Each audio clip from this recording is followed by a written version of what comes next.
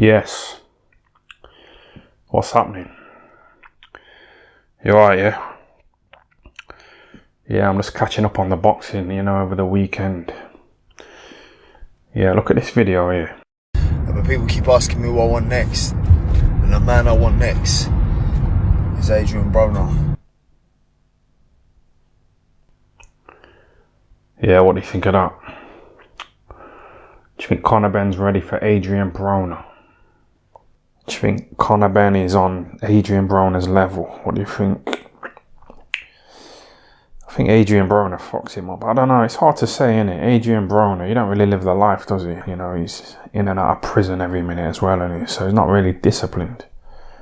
He's a free weight world champ, but he hasn't really got that discipline, has he?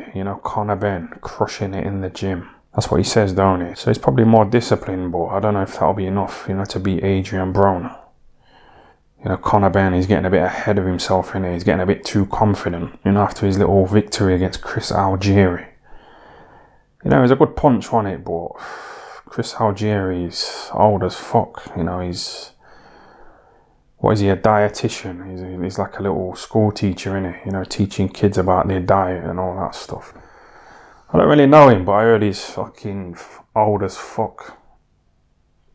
What do you think about that? That bit at the end, when Conor Benn hesitated to throw that final punch. What do you think? He ain't really... I don't think he's got the same killer instinct, that his dad Nigel Benn had. Because Nigel Benn would have thrown that punch on it. He would have fucking thrown it. Yeah, Nigel Benn when he fucked up Gerald McLennan. And Gerald McLennan was on a stretcher. Nigel Benn, he didn't give a fuck. In the interview, he was going mental, and they were trying to calm him down, but he was saying, nah, fuck that. You lot wrote me off, you know what I mean? You didn't have any faith in me. Well, look at him now on the fucking stretcher. That's what Nigel Benn was like, wasn't he? So, Conor Benn, I don't think he's got that kind of side to him, holding back from throwing that punch there. Nigel Benn would have thrown it, wouldn't he? Even if his opponent ended up blind like Gerald McLennan. And in a wheelchair. That's the kind of mentality that Nigel Benn had, didn't it? Back in the day. But I don't think Conor Benn's got it. I don't think he's got that side to him. Because Nigel Benn, he said that when he used to fight, he used to smoke cigarettes as well. And he used to pop a few little fellas. That's what he said, didn't he? He said he used to pop a few little fellas. Take a few little pills and that. Partying and all that. Smoking cigarettes. Banging random women. Sleeping around with all these women, smoking cigarettes, popping a few little fellas.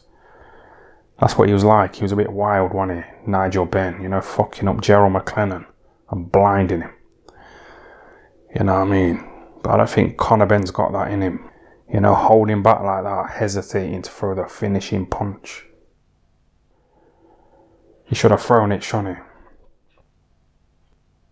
He got interviewed, didn't he, Conor Benn, and he was asked about hesitating, to throw the final punch, and he said, I was going to hit him on the way down because I thought, yeah, I ain't having you get back up. And then I see his ankle twist, and I thought, no, he's gone limp. He ain't getting up. What do you think of that? Saying, I could see that his ankle was gone, so I just didn't bother throwing the final punch, but... I don't know, I don't really think that's a good enough answer, You have to go for it, man. You remember when McGregor fucked up his ankle, Dustin Poirier, he still went to go and fuck him up, didn't he? Yeah, he had that in him, even though he knew McGregor was fucked up. And the fight was probably over, he still went for the kill, didn't he? He still went to go mess him up. So that's what you have to do, go for the kill, fucking make it definitive, Dustin Poirier did with Conor McGregor. You have to go for the kill, man, until the referee stops it. You know what I mean? You never really know fully, if the fight's over. You remember Danny Williams, when he had a fucked up shoulder and he kind of stuck with it, and he got the victory with one arm. So you have to fucking just keep going until the ref just says it's over. You have to hit him on the way down, and mess him up. Put the fucking finishing touch to it. Make it a definitive ending. That's what you have to do, man. But he didn't do it, did he? So I think he kind of lacks that killer instinct that his dad had. But yeah, it was a good right hand from Conor Benn, wasn't it? It was a good punch, you know what I mean? Chris Algieri, he's kind of old as fuck. He's about 37, you know, going on 38. So you kind of lose your punch resistance, you know, at that age. But it did seem like a decent punch, didn't it? So how far do you think Conor Benn can go? Do you think he should box Adrian Broner? I don't know, you know. I think he should try and avoid him for a little bit and fight that David Avanesian, but I don't know, he seems to be swerving him, you know, Conor Benn, he seems to be swerving him. I think he like has looked at his dad's career and he's seen his dad, Nigel Benn, fight Michael Watson, you know, and lose. And that fight there is like it was like a no-win, because like Michael Watson wasn't really that interesting, was he? He didn't really have a personality, did he? He wasn't really that entertaining or interesting. You know that fight that he lost, Nigel Benn, against Michael Watson, it was for the Commonwealth title, so it wasn't even really worth fighting him for, was it? Because Michael Watson, he wasn't that interesting, was he? You know, like Chris Eubanks Sr. So Conor Benn, he probably looks at his dad's career and thought, oh, you know, he fought Michael Watson, who was quite good. He gave Eubank a hard fight, didn't he? Till Eubank fucking uppercutted him, you know, and like paralysed him, you know, and really fucked him up.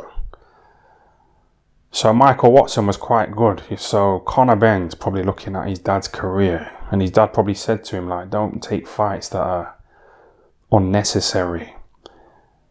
You know what I mean? Like I did against Michael Watson, boxing for a little Commonwealth title fight against someone who's not really that interesting and that popular and that known. So Conor Benn might be thinking like that. He might have just took his dad's advice and just thought, fuck David Avanesian. He's not really that interesting. No one really knows him like that. He's not a big name, is he? He's not a big marquee name. It's a European title belt on the line. But I can just swerve the European and just try and go for a world title fight instead. You know, and not make the same mistake as my dad did, you know, when he boxed Michael Watson for the Commonwealth title. He might be thinking like that, I don't know. So he'll probably go for Adrian Broner instead. You know, he's a bigger name, and he's more interesting. You know, he tries to be like Mayweather, don't he? But it's not working, is it? He ain't got the discipline of a Mayweather. Adrian Broner, he won a few world titles, but he's not a Mayweather, is he? You know, partying and drinking and all that. You know, banging women and trying to be a rapper. Fucking around, getting all fat. Mayweather's not like that, is he? Mayweather don't like him. Because Adrian Broner tries to steal Mayweather's style. So Mayweather, you could tell he don't like him. And you could tell that Mayweather was glad, you know, when he lost to Marcus Maidana. You know, Mayweather loved it, don't you?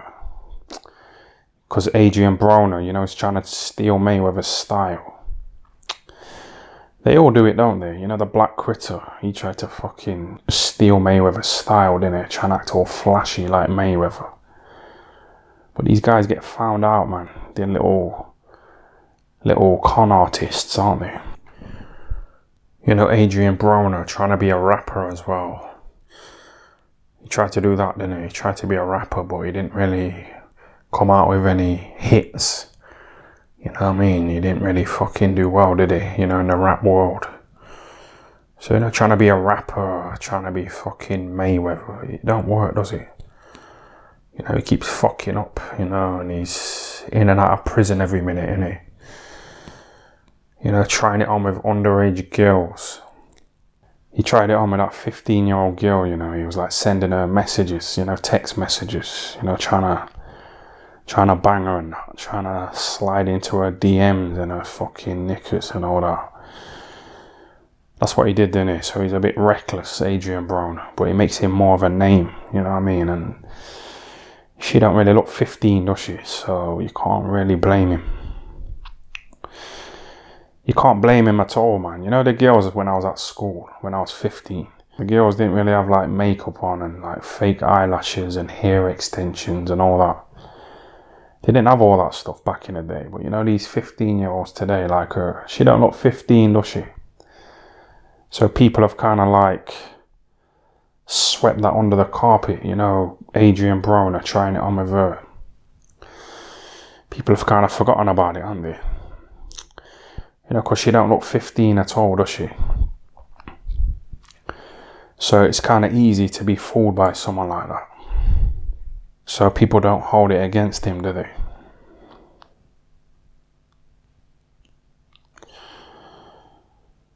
Well, yeah, that kind of makes him a bit interesting, don't it, Adrian Broner? You know, trying it on with underage girls.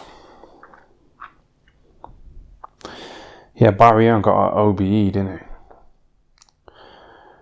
They're trying to silence him, aren't they?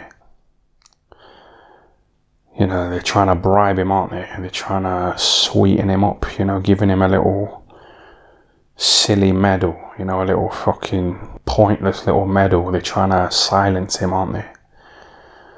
They're trying to keep him quiet, aren't they? They're trying to bribe him, you know, into not revealing secrets about the royal family and that, you know, his little connections. So they've given him a little OBE, aren't they, you know, to try and silence him. Yeah, it was a good punch. It was a good punch, wasn't it? That's what people are paying to see, aren't they, them kind of stoppages. It's quite good to see. Nigel Benn was quite happy with it as well, wasn't he? He loves his son, Conor Benn, don't he? He don't really seem that bothered about his other son, though, Harley Benn. He's got to be fucking bitter, on it, that guy. He's got to be really resentful, Harley Benn, you know, because Nigel Benn don't really love him like he loves Conor Benn. He don't really show him that same attention and love, does he, that he shows Conor Benn. Because obviously Nigel Benn probably just went out one night, smoked a few cigarettes, popped a few little fellas, you know, went to a little rave, you know, and just banged a woman, got her pregnant, you know what I mean, and then just fucked off, left her to it. We've all kind of done it, haven't we? You know, when you go out, you just have a good time. You just fuck a woman, don't you? And you bang her and then ask questions later. So then Harley Benn, he kind of grows up, don't he, without a dad, and it's got to have an effect on him, hasn't it? He's got to be bitter about it, hasn't he? He's got to be really resentful. You know that Nigel Benn loves Conor Benn more than he loves him. He's got to have a serious chip on his shoulder, hasn't he? You know, like Chris Eubank Sr.'s illegitimate son, Nathaniel Wilson. You remember when they met up, you know, they had a little intense meet up, didn't they? You know, it was a bit tense, wasn't it? It was a bit hostile, wasn't it? You can see the tension there, you know, the atmosphere, the bad vibes, you know. Nathaniel Wilson, he couldn't even look at Eubank Sr., could he? You know, and Eubank Sr. kind of put his hand on Nathaniel's shoulder, you know, trying to embrace him, but he was having none of it, was he, Nathaniel Wilson? You could see that he held a grudge. You could see that there was a bit of resentment there, couldn't you? You know, like hardly any eye contact. It's a bit sad, isn't it? And then when Eubank Sr. realised that his son Nathaniel Wilson held a grudge, you know, Eubank Sr. just focused on his other son, you know, Chris Eubank Jr., that he's been with from birth. You know, because Eubank Sr. probably did the same thing as Nigel Benn, you know, just went out and just banged a woman randomly. You know, and got her pregnant, but didn't really spend time with his kid, you know, and just kind of abandoned him. You know, and just spent time with his other kids, you know, that he loves. It's a bit sad, man. And you know, this Harley Benn, yeah, he lost to a guy who had no wins and 16 losses. So he fucking probably didn't even really want to get into boxing. His passion probably isn't even boxing. But he probably did it, you know, to try and be like Conor Benn and try and get that love from his dad, Nigel Benn. You know, the same love that Conor Benn gets, you know, that's what Harley Benn wants, don't he? So he got into boxing, you know, because he knows that his dad, Nigel Benn, was a world champion boxer and loves boxing. And he's really proud of his son, Conor Benn. So that's why Harley Benn got involved in boxing, didn't he? But he's probably not even really a fan of boxing. You know, his heart's probably not in it, really. He's probably in boxing, you know, for the fucking wrong reasons. It's a bit sad, isn't it? It's a bit sad. Bit of a sad story, innit? He don't get a lock in at all, does he, Harley Benn? He don't get a lock in, man. Nigel Benn would have fucked up Conor Benn back in his day, wouldn't he? Nigel Benn would have messed him up, you know, really messed him up. You know, Conor Benn holding back on throwing that final punch against Chris Algieri. Nigel Benn wouldn't have done any of that, would he?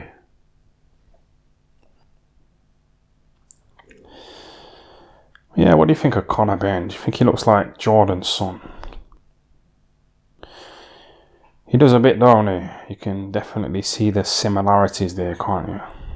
So then Conor Benn got like a beard transplant, you know, to try and look different to Jordan's son. You know, because he was getting like trolled on Twitter, you know, for looking like Jordan's son.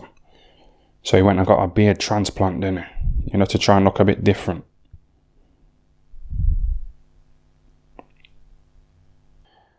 You know, Harvey's dad is Dwight York, you know, the footballer.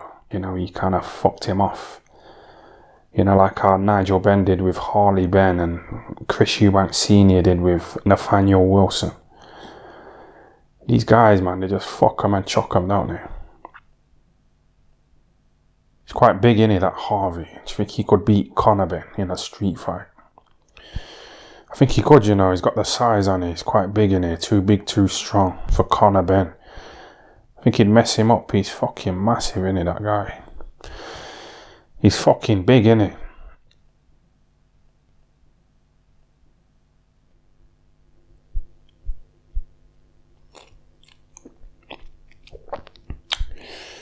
But yeah, that'll do, you know. Just a quick video today. I need to do another quick video, you know, about Jake Paul's knockout victory over Tyron Woodley. That was a fucking good punch, wasn't it? That was a really good punch, and I enjoyed that.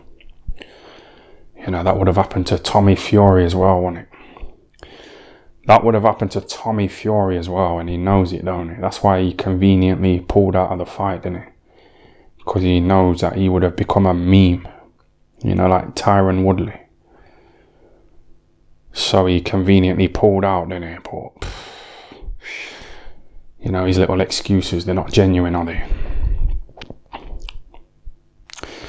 You know, he tries to like live off this whole tough, gypsy, fighting man, Tyson Fury's brother persona, don't he? But it's not genuine, is it? He's not really about that Tyson Fury, tough fighting man life, is it? He's not really. He's like a little silly celebrity, little reality TV program personality in it. He ain't got that grit, man. So he would have got fucked up by Jake Paul, you know, like Tyron Woodley, and he knows it, don't he? Well, yeah, I'm going to do a video about that now, so thanks for tuning in again, yeah? Yeah, thanks for that.